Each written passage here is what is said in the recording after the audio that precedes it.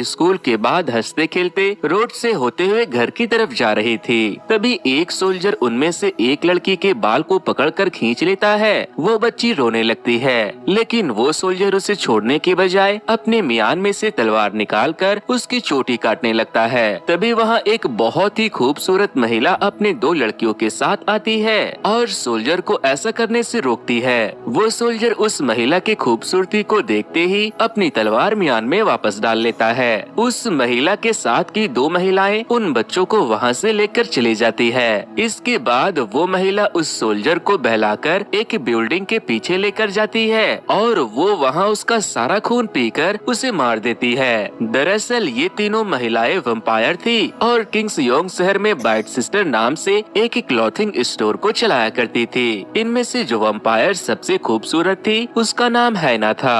वो स्टोर में लगे एक मिरर में खुद को देखकर अपने मुंह में लगे खून को साफ करती है और यहाँ से ये कहानी शिफ्ट हो जाती है 1921 से 2021 के टाइमलाइन में। 100 सालों के बाद अब इस शहर को लोग सियोल के नाम से जानने लगे थे। 100 साल हो चुके थे। बैट सिस्टर का ये स्टोर अब एक बड़े क्लॉथिंग ब्रांड में बदल चुका था, लेकिन 100 सालों के बाद भी ये तीनों वंपायर की उम्र बिल्कुल भी नहीं बढ़ी थी। हैना स्टोर के बाहर एक हैंडसम लड़के को देखती है। वो वहाँ अपनी गर्लफ्रेंड से मिलने आया था। जैसे ही उसकी गर्लफ्रेंड वहाँ आती है तो वो उसे एक रोज देने लगता है और इस दौरान उस लड़के के उंगली में गुलाब का कांटा गड़ने की वजह से खून निकलने लगता है। हैना उसके खून को दूर से ही सूंघकर ये पता कर लेती है कि वो लड़का उस लड़की को धोखा दे रहा है, क्योंकि ली किसी का भी खून सूंघकर उसके नेचर का पता लगा सकती थी। इसके बाद हम बाइट सिस्टर स्टोर की ऑनर किम को देखते हैं। वो डुप्लीकेट खून पी रही होती है। हैना उससे पूछती है कि तुम डुप्लीकेट खून कैसे पी लेती हो, जिस पर किम कहती है तो क्या करूं, तुम ही मुझे कहीं से इंसान का ताजा खून पिला दो। किम हैना से ये भी कहती है कि तुम्हारी लालच बहुत बढ़ रही है, जरा संभल कर, कहीं तुमने किसी के इन्फेक्टेड खून को पी लिया तो तुम डायरेक्ट जहन्नम में पहुंच जाओगी। जिस पर हैना कहती है कि तुम मेरी नहीं अपने शॉप की चिंता करो, तुम्हारे शॉप पर कोई आए या ना आए तुम्हें कोई फर्क नहीं पड़ता, तुम बस चुपचाप बैठी रहती हो। किम मुझसे कहती है कि अब तुम मुझे मेरा खूनी चाय पीने दो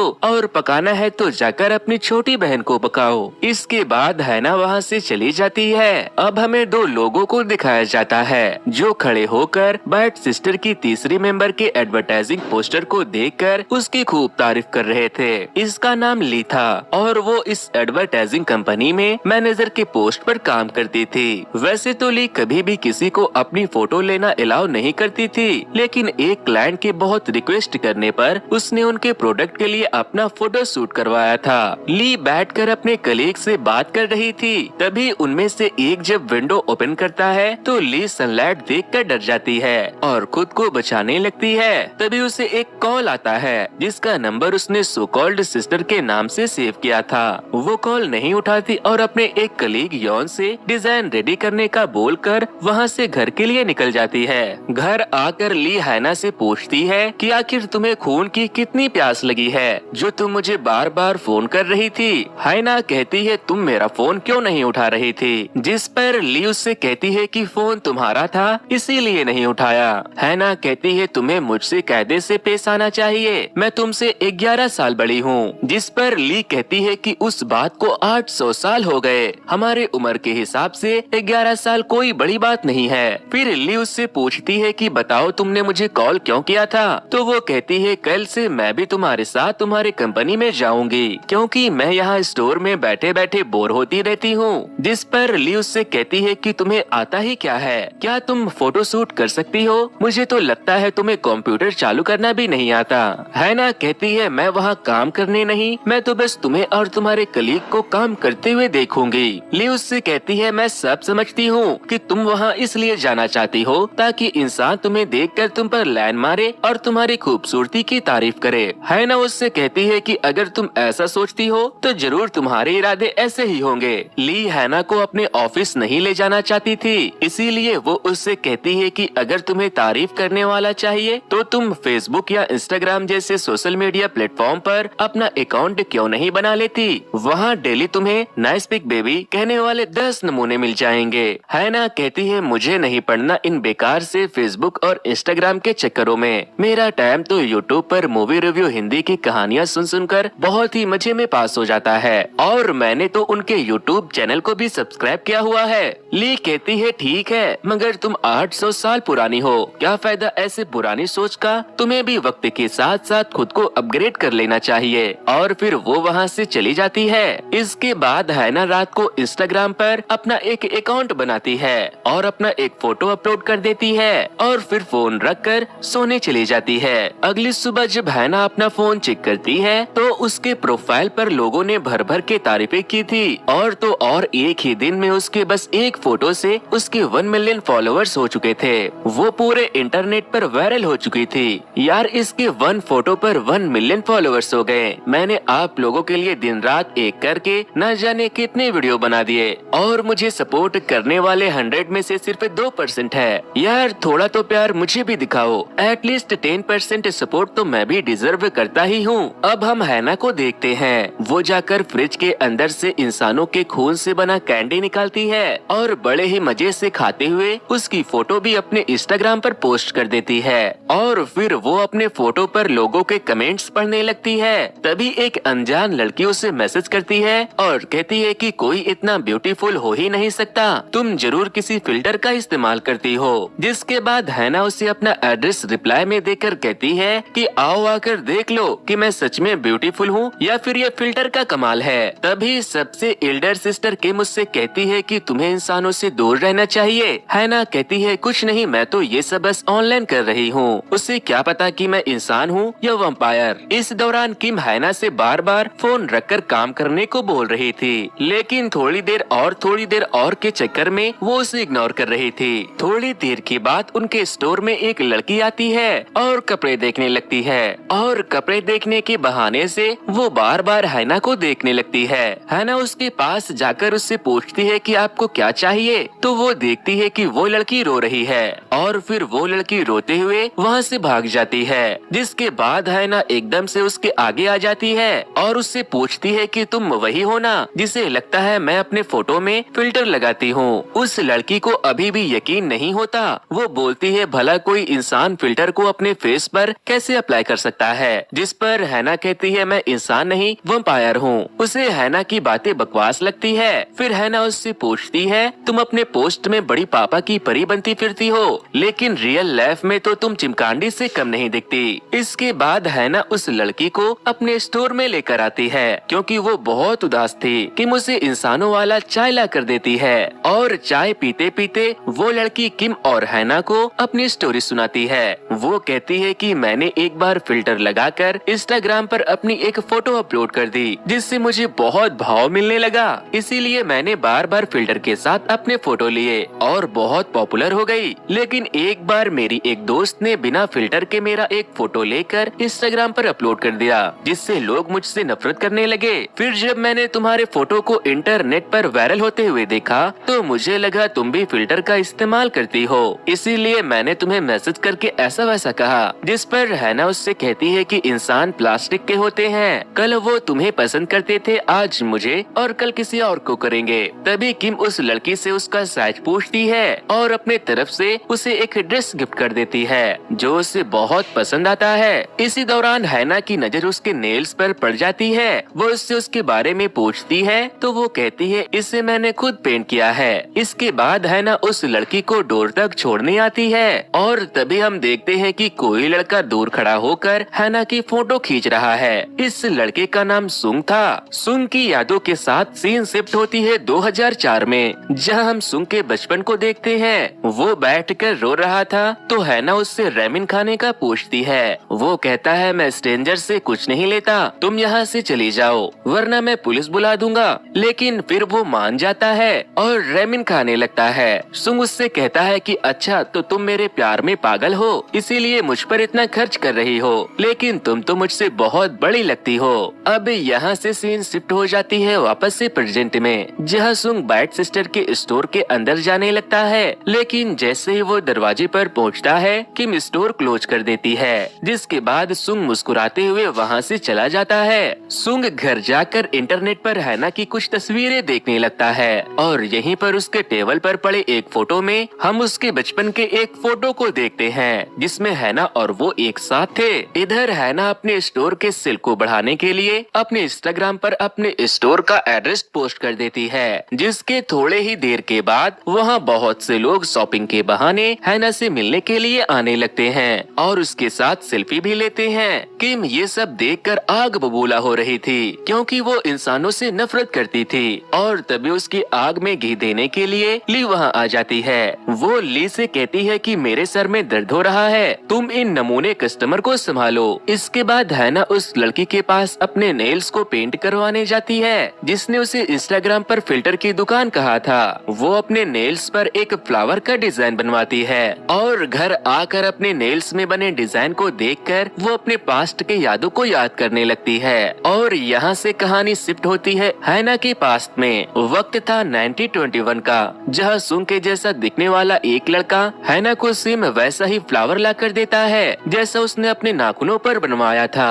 दरअसल पिछले जन्म में सुंग हैना का बॉयफ्रेंड था। हैना उसके साथ अपने उन दिनों को याद कर रही थी जब सुंग ने उसे वो फ्लावर दिया था। सुंग जानता था कि हैना एक वंपायर है और इससे पहले वो 925 लोगों को डेट भी कर चुकी है। वो हैना से उसके पहले प्यार के बारे में पूछता है तो वो कहती है कि लड़कियां जिसके साथ रिलेशनशिप में आती है वही उसका पहला प्यार बन जाता है। कहानी वापस से प्रेजेंट में शिफ्ट होती है, जहां किम बाइट सिस्टर स्टोर के बाहर looking for part time employ का एक नोट चिपका देती है, क्योंकि हैना अब सारा टाइम सोशल मीडिया में बिजी रहने लगी थी। इसीलिए किम को अपने स्टोर में हाथ बटाने वाला कोई चाहिए होता है। अगली सुबह ही सुंग उस नोट को पढ़ते ही स्टोर के अंदर चला आता है और किम के पास आकर जॉब के लिए पूछता है। किम उसके टोपी को उतार कर उससे उसका नाम और एज पूछती है। वो कहता है मेरा नाम सुंग है और मैं 27 साल का हूँ। किम उससे पूछती है कि कल भी तुम यहाँ आने की कोशिश कर रहे थे ना?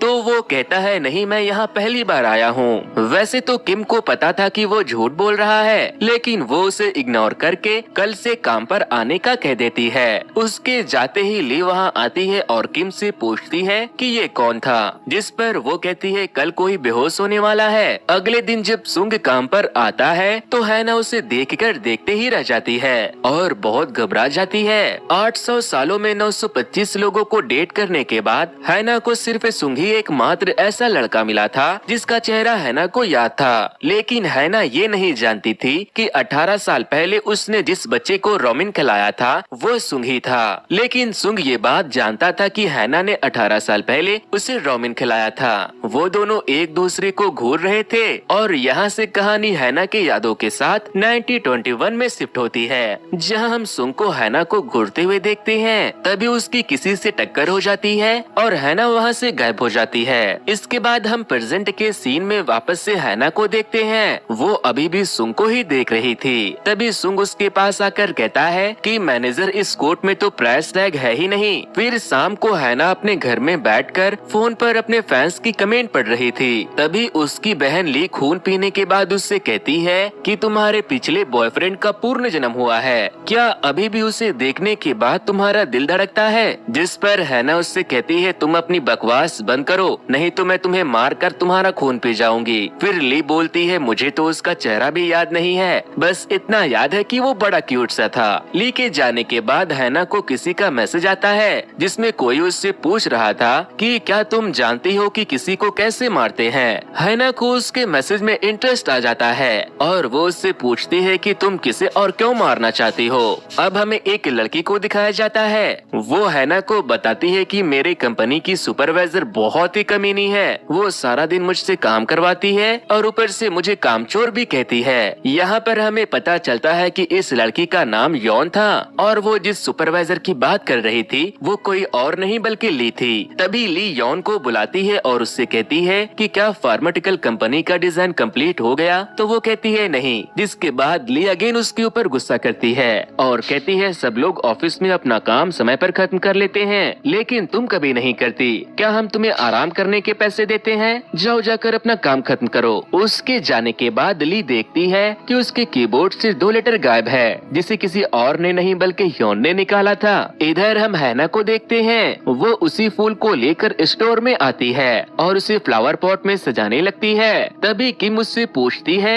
क्या बात है, आज तुम यहाँ फूल लेकर क्यों आई हो? हैना उससे बोलती है कि तुम सुंग को काम पर से निकाल दो, जिस पर वो कहती है, नहीं, मैं उसे नहीं निकाल सकती क्योंकि मैं अकेले काम करते करते बहुत थक जाती हूँ। तभी सुंग वहाँ आता है तो वो दोनों बात करना बंद कर देते हैं और उसे देखकर हैना गुस्से में उनमें से कुछ फूल को मसल देती है। फिर शाम को हैना बैठकर यॉन को अपने सुपरवाइजर को मारने की टिप्स दे रही थी और तभी ली वहाँ ऑफिस से आ जाती है। वो हैना से पूछती है, तुम किससे बात कर रही हो? हैना कहती है कि कोई लड़की है जो अपने सुपरवाइजर से बहुत परेशान है, वो उसका खून करना चाहती है। ली कहती है कि इंसान होते ही ऐसे हैं जो अपने एम्प्लॉय को टॉर्चर करते हैं। अब जरा मुझे ही देख लो, 1000 साल हो चुके हैं लेकिन मेरा हर एम्प्लॉय मुझे पसंद करता है। अब यहाँ से कहानी शिफ्ट होती है 1921 में, जहाँ हम सुंग को हैना की तस्वीर लेते हुए देखते हैं। सुंग उससे कहता है कि काश मैं तुम्हारे तरह वंपायर होता तो हम दोनों जिंदगी भर साथ रहते। हैना उससे पूछती है कि तुम तुम्हारे अगले जन्म में क्या बनना चाहोगे? तो वो कहता है, मैं एक परिंदा बनना चाहूँगा। इसके बाद कहानी वापस से प्रेजेंट में शिफ्ट होती है और हम सुंग को कंप्यूटर पर हैना की प्रोफाइल देखते हुए देखते हैं। अगले दिन जब हैना स्टोर में कपड़े सरिया रही थी तभी सुंग उसके लिए एक फ्लावर लेकर आता है। हैना उससे पूछती है कि ये तुम मुझे क्यों दे रहे हो? तो वो कहता है कि आप इस फ्लावर की तरह ब्यूटीफुल हो, इसीलिए। हैना उसके इस बिहेवियर से गुस्सा तो होती है लेकिन वो उससे उस फूल को ले लेती है। इसके बाद सुंग किम से पूछता है कि मैम, मैनेजर हैना की उम्र कितनी है? तो वो कहती है, तुम उस पर लाइन मारना बंद करो, वो तुमसे बहुत बड़ी है। हैना हर रोज लंच टाइम में सुंग को अपना कार्ड देकर कहती थी कि तुम्हें जो खाना है जाकर खा लो। सुंग मन ही मन सोचता है कि ये लोग कभी भी मेरे सामने कुछ नहीं खाते और लंच टाइम में दोनों के दोनों बहुत ही कमजोर दिखते हैं और जब मैं वापस आता हूँ तो पता नहीं ये ऐसा क्या खा लेते हैं जो एकदम से एनर्जेटिक हो जाते हैं। सुंग के वहाँ से जाने के बाद हैना फ्रिज के अंदर से खून की बोतल निकालती है और उसे बर्फ में डालकर पीती है।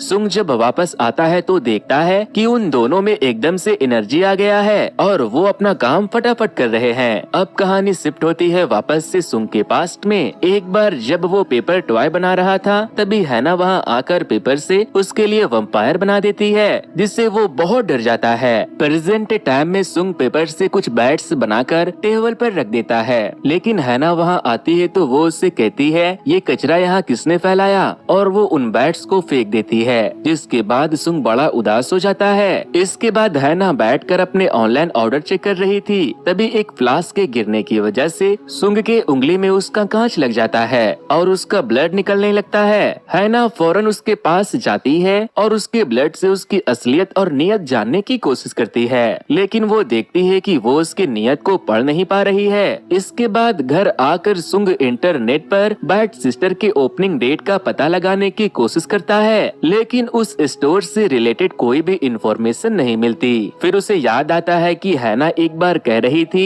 कि वो 1943 में किसी विवांता होटल में काम क्या करती थी। वो जब उस होटल की प्रोफाइल खोलता है तो उसे हैना की एक तस्वीर मिल जाती है और फिर गूगल सर्च इमेज से उसे अलग अलग डेट में हैना की अलग अलग फोटो मिल जाती है, लेकिन वो देखता है कि उन सब फोटो में हैना की उम्र बिल्कुल सेम लग रही है, जैसी वो तब थी वैसे ही आज है। जिसके बाद वो उसे टाइम ट्रेवलर समझने लगता है। इसके बाद हम ली को अपने ऑफिस के बिल्डिंग में लिफ्ट से जाते हुए देखते हैं। वहाँ एक लड़का उसे देखकर बोलता है, डिलीशियस। ली जब उसके तरफ देखती है तो वो कहता है, मैं तुम्हारी नहीं दीवार में लगे पोस्टर की बात कर रही हूँ। जिस पर ली कहती है कि मुझे तो दीवार नहीं बल्कि तुम डिलीशियस लग रहे हो। वो आदमी उसे इनविटेशन समझता है और कहता है कि क्या तुम मुझे टेस्ट करना चाहोगी? जिसके बाद हैना उसे पकड़कर उसका खून पीकर वहाँ से चली जाती है। इधर दूसरी तरफ हम बैट सिस्टर स्टोर के बाहर एक लेडी को बिल्लियों के लिए खाना रखते हुए देखते हैं। तभी एक आदमी वहाँ आकर उसे परेशान करने लगता है और मारने लगता है। उसकी आवाज सुनकर किम वहाँ आकर उस आदमी को रोकने लगती है तो वो आदमी उसके साथ बदतमीजी करता है, जिसके बाद वो उस आदमी के शोल्डर को पकड़कर इतनी ताकत से दबाती है कि वो दर्द से कराने लगता है और फिर वो वहाँ से भाग जाता है। बिल्लियों को खाना देने वाली लेडी किम का शुक्रिया करती है तो किम उससे कहती है कि तुम बेकार में अपना टाइम वेस्ट कर रही हो, यहाँ बिल्लियाँ कभी नहीं आएंगी। अब हम हैना को देखते हैं, वो सुंग के दिए फ्लावर को देख रही थी और यहाँ से कहानी शिफ्ट होती है वापस से 1925 में, जहाँ हम देखते हैं कि सुंग और हैना दोनों साथ में बात करते हुए जा रहे थे। हैना कहती है तुम कोई दूसरी लड़की क्यों नहीं ढूंढ लेते, जिस पर वो कहती है कि क्या तुम्हें इससे खुशी मिलेगी, तो वो कहती है हाँ, लेकिन तुम्हें ध्यान रखना होगा कि कोई उसकी गर्दन को काट ना ले।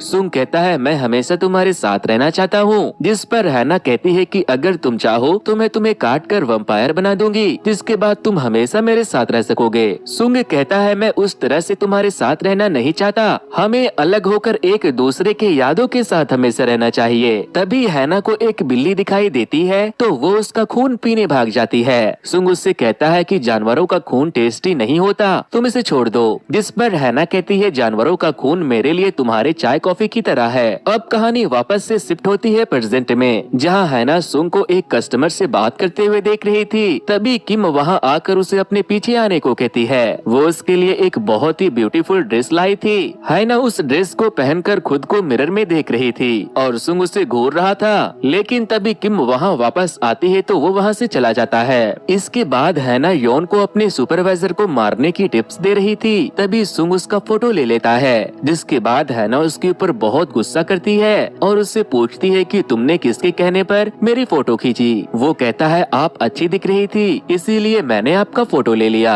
लेकिन हैना कहती है कि अगर मैं अच्छी दिख रही हूँ तो इसका मतलब ये तो नहीं कि तुम बिना मेरे परमिशन की मेरी फोटो ले लोगे। सुंग कहता है ठीक है मैं इसे डिलीट कर दूंगा, लेकिन हैना बहुत गुस्से में थी और फिर वो उसे नौकरी से भी निकाल देती है। रात को जब हैना अपने घर आती है तो वो पिछले जन्म वाले सुंग के दिए लेटर को पढ़कर रोने लगती है और फिर गुस्से में वो उसके तस्वीर को तोड़ देती है। यहाँ पर हैना बताती है कि वो कायर था, मैं उसे मरते हुए ना देख सकूं, इसीलिए वो मुझे छोड़कर दूर चला गया। अगर उस वक्त वो मेरे पास होता तो मैं उसे काट कर वम्पायर बना देती और वो हमेशा मेरे साथ रहता।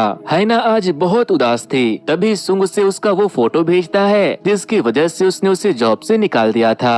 सुंग लिखता है कि मैं इसे डिलीट कर रहा हूँ। हैना जब उस पिक को देखती है तो वो उसे बहुत पसंद आता है। अगले दिन जब वो स्टोर पर जाती है तो वो सुंग को आते हुए देखती है। सुंग उससे कहता है कि ऑनर किम ने कहा है कि अगर मैंने ये जॉब छोड़ा तो वो मेरा खून पी जाएगी, जिसके बाद हैना उसके सामने ही फ्रिज से खून निकाल कर पीने लगती है और बोतल को टेबल पर रखकर गुस्से में वहाँ से चली जाती है। सुंग बोतल को देखने जा रहा था, लेकिन तभी किम आकर उस बोतल को डस्टबिन में फेंक देती है और उससे बोलती है कि ये चेरी जूस है, इसे खून मत समझ लेना। अगले दिन बाइट सिस्टर स्टोर में एक बच्ची आती है और कपड़े देखने लगती है। तभी किम उसके पास जाकर कहती है कि हम बच्चों के लिए कपड़े नहीं बनाते। वो लड़की कहती है मैं यहाँ अपने लिए नहीं बल्कि अपने मम्मी के लिए कपड़े लेने आई हूँ, क्योंकि आज उनका बर्थडे है। किम उससे कहती है ये तो बहुत अच्छी बात है कि तुम अपनी माँ के लिए कपड़े लेना चाहती हो। फिर किम उस बच्चे से पूछती है कि बताओ तुम्हारी माँ दिखती कैसी है, जिस पर वो बच्ची हैना की तरफ इशारा करते हुए कहती है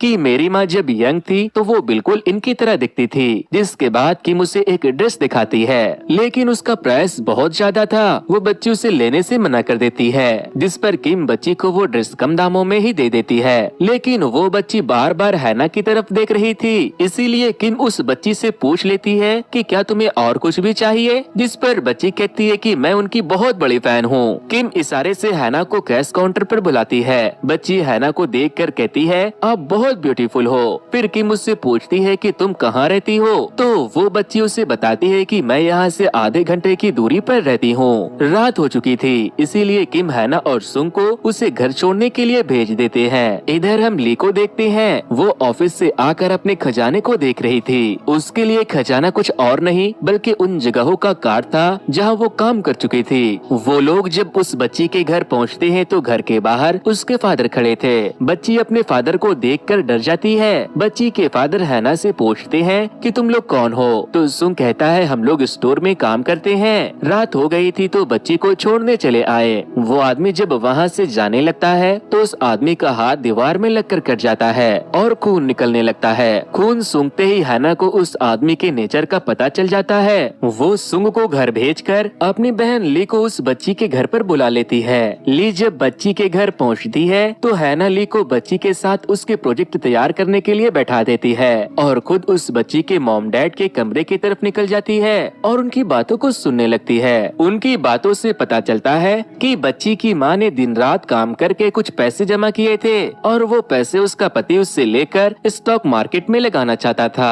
उसका पति कोई काम वाम नहीं करता था, लेकिन वो अपनी बीवी के सारे पैसे इधर उधर उड़ा देता था। वो जैसे ही पैसे लेकर बाहर निकलता है, हैना उसके पास जाती है और उसे समझाती है कि तुम ये अपनी बीवी के साथ ठीक नहीं करते, अपनी बीवी की कमाई को उड़ाना बंद करो और खुद भी कोई काम करो। लेकिन वो हैना से बदतमीजी करने लगता है और कहता है तुम्हें हमारे घर के मसले में पड़ने की कोई जरूरत नहीं है। जिसके बाद हैना उसका गला दबाने लगती है और तभी ली के साथ उस आदमी की बेटी भी वहाँ आ जाती है और तो और सुंग भी वहाँ आ जाता है। सुंग को देखने के चक्कर में हैना के हाथों वो आदमी मारा जाता है। हैना मारकर उस आदमी को जमीन में गाड़ देती है, लेकिन उस बच्ची को अपने डैड के मौत का थोड़ा भी दुख नहीं होता क्योंकि वो अपनी बीवी को बहुत परेशान करता था। इसके बाद हैना घर जा रही थी तो सुंग उससे पूछता है कि आखिर तुम हो कौन। हैना कहती है मैं लोगों को जवाब देते देते थक गई हूँ और वो उसे कुछ भी बताने से मना कर देती है। अगले दिन किम हैना को बताती है कि सुंग ने जॉब छोड़ दिया है, कहीं तुमने तो उसे कुछ नहीं कहा। जिस पर वो कहती है नहीं मैंने उसे कुछ नहीं कहा। फिर हैना किम को कल रात हुए हादसे के बारे में बताती है जब सुंग ने उसे उस बच्ची के फादर को मारते हुए देख लिया था। किम कहती है सुंग अब तुम्हारी असलियत को जानता है, अब तुम उसे मारोगी या फिर मैं तुम्हारी कुछ मदद करूं। जिस पर हैना कहती है कि बकवास बंद करो और वो वहाँ से चली जाती है। इधर सुंग अपने बेड पर लेटा हुआ हैना की फोटो देखकर अपने बचपन के दिनों को याद करने लगता है। एक बार जब वो अपने फादर का वेट कर रहा था तब हैना उसके पास आती है और उससे कहती है कि अब वो वापस नहीं आएंगे। वो बहुत उदास था, इसीलिए वो उसे रेमन खिलाने लेकर चली जाती है। प्रेजेंट टाइम में हम हैना को सुंग के दिए फूल को देखते हुए देखते हैं। वो सुंग को बहुत मिस कर रही थी। वो उसका एहसास लेने के लिए गरम गरम केटली को भी टच कर लेती है क्योंकि सुंग का बॉडी हमेशा गर्म रहता था। इसके बाद जब हैना स्टोर में आती है तो वो और ली देखती है कि किम एक इंसान के साथ बैठकर बातें कर रही है। ये वही लेडी थी जो बिल्ली के लिए खाना रखती थी, लेकिन 1000 सालों में ये पहली बार हुआ था जब किम ने किसी इंसान को अपना दोस्त बनाया था। अब हम देखते हैं कि शाम को सुंग कुछ सामान लेकर वापस लौट रहा था, तभी एकदम से उसके सामने हैना आ जाती है और वो उसे देखकर डर जाता है। हैना कहती है किम ने मुझे तुम्हें वापस लेने को भेजा है क्योंकि हमें तुम्हारे जैसा स्टाफ नहीं मिलेगा। इसके बाद वो दोनों पार्क में बैठकर बातें करने लगते हैं। सुंग हैना से कहता है मैं तुम पर रिसर्च कर रहा था। ये सुनकर हैना वहाँ से जाने लगती है तो सुंग उसे पकड़कर अपने पास बैठा लेता है और थोड़ी देर रुकने के लिए बोलता है और फिर वो उसे बताता है कि वो वही 2004 का बच्चा है जिसे वो रेमिन खिलाने के लिए लेकर जाती थी। हैना उसकी ये बात सुनकर हैरान हो जाती है, लेकिन सुंग ये नहीं जानता था कि पिछले जन्म में वो हैना का बॉयफ्रेंड था और वो हैना के सामने न मर जाए इसीलिए वो उसे छोड़कर भाग गया था, जिस वजह से हैना आज भी उससे बहुत गुस्सा थी। वो थोड़ा नर्वस था और फिर वो सुंग के हाथ को पकड़कर अपने हाथ में रख लेता है जो हैना को बहुत पसंद आता है। अब हमें अगले दिन बैट सिस्टर के स्टोर को दिखाया जाता है। सुंग उनके स्टोर में वापस आकर काम करने लगा था और हैना इस जन्म वाले सुंग से भी प्यार करने लगती है। तो दोस्तों ये स्टोरी आपको कैसी लगी मुझे कमेंट करके जरूर बता देना। वैसे दोस्तों मैंने ऐसे ही एक और मूवी की स्टोरी को एक्सप्लेन किया था, अगर आप लोगों ने उसे अब तक नहीं देखा तो आपकी मोबाइल स्क्रीन पर दिए जा रहे लिंक पर क्लिक करके